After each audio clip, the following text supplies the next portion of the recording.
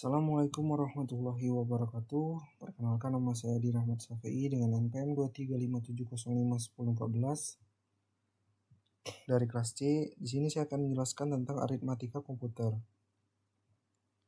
Pengertian aritmatika komputer yaitu unit aritmatika dan logika merupakan bagian pengolah bilangan dari sebuah komputer.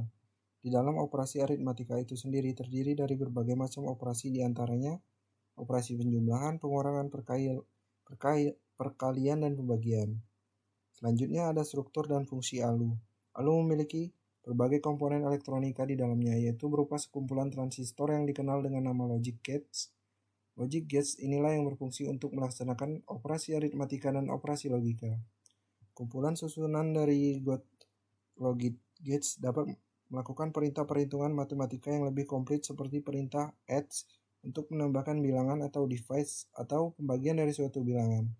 Operasi logika, logical operation, meliputi perbandingan dua buah elemen logika dengan menggunakan operator logika, yaitu sama dengan, tidak sama dengan, kurang dari, kurang atau sama dengan, lebih besar dari, lebih besar atau sama dengan. Selanjutnya ada fungsi ALU. Tugas utama dari ALU, Arithmetic and Logic Unit, adalah melakukan semua perhitungan aritmatika atau matematika yang terjadi sesuai dengan instruksi program. ALU merupakan melakukan operasi aritmatika lainnya seperti pengurangan, pengurangan dan pembagian dilakukan dengan dasar penjumlahan, sehingga sirkuit elektronik di ALU yang digunakan untuk melaksanakan operasi aritmatika itu disebut adder. Selanjutnya ada rangkaian utama untuk melakukan perhitungan ALU. 1. Adder. Rangkaian ALU yang digunakan untuk menjumlahkan bilangan dinamakan adder, karena adder digunakan untuk memproses operasi aritmatika, maka adder juga sering disebut rangkaian kombinasi aritmatika. Ada dua jenis adder, yaitu rangkaian adder yang hanya menjumlahkan 2 bit disebut half adder.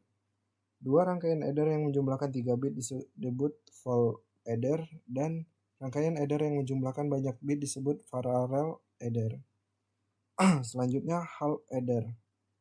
Rangkaian half adder merupakan dasar penjumlahan bilangan biner yang masing-masing hanya terdiri dari 1 bit. Oleh karena itu dinamakan penjumlahan tak lengkap. Jika A sama dengan 0 dan B sama 0, jumlahkan hasilnya S atau sum sama dengan 0. Begitupun seterusnya.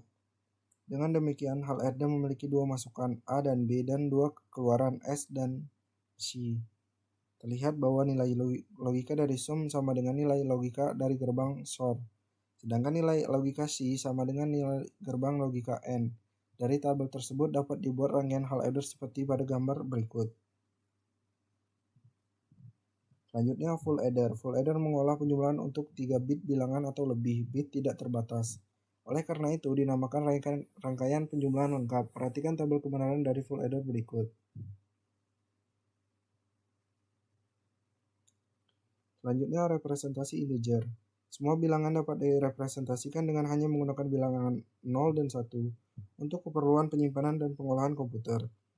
Kita tidak perlu menggunakan tanda minus atau titik, hanya bilangan biner yang dapat merepresentasikan bilangan. A. Representasi nilai tanda. Penggunaan unsigned integer tidak cukup untuk merepresentasikan bilangan integer negatif dan juga bilangan positif integer. Karena itu dapat beberapa konversi lainnya meliputi perlakuan terhadap bit yang paling berarti paling kiri di dalam Word sebagai bit tanda.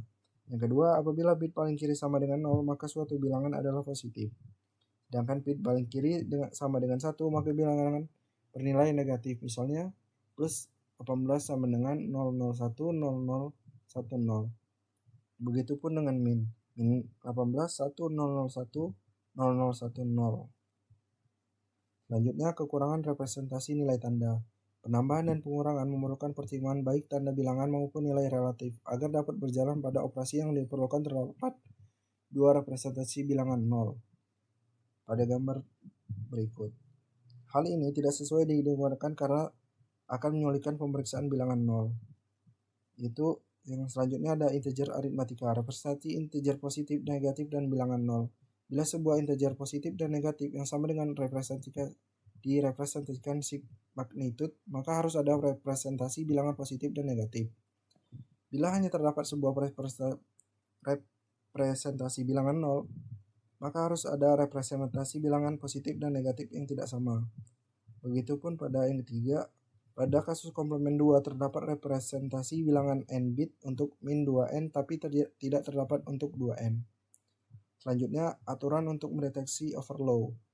Aturan overflow. Bila dua buah bilangan ditambahkan dan keduanya bilangan positif atau keduanya negatif, maka akan terjadi overflow bila dan hanya bila hasilnya memiliki tanda yang berlawanan.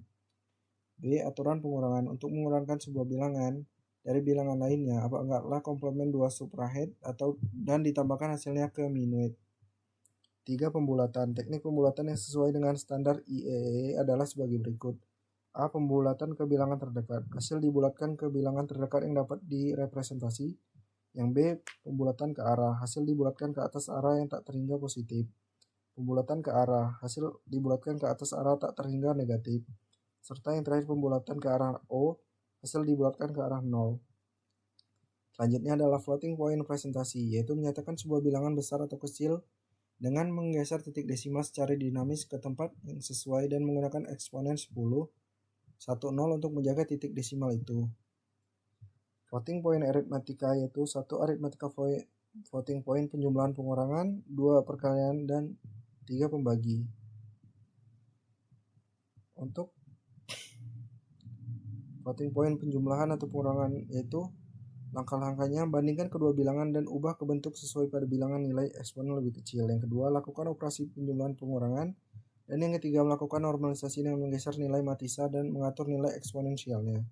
Untuk yang perkalian, algoritma umum untuk perkalian dari bilangan floating point terdiri dari 3 langkah, yaitu hitung hasil eksponensial dengan menjumlahkan nilai eksponen dari kedua bilangan, kalikan kedua bilangan matisa, dan normalisasi hasil akhir. Selanjutnya ada pembagian. Pembagian dari dua bilangan floating point dengan bentuk x sama dengan mx kali 2a dan y sama dengan mx kali 2b setara dengan x per y sama dengan dalam kurung mx per my kali 2a min b.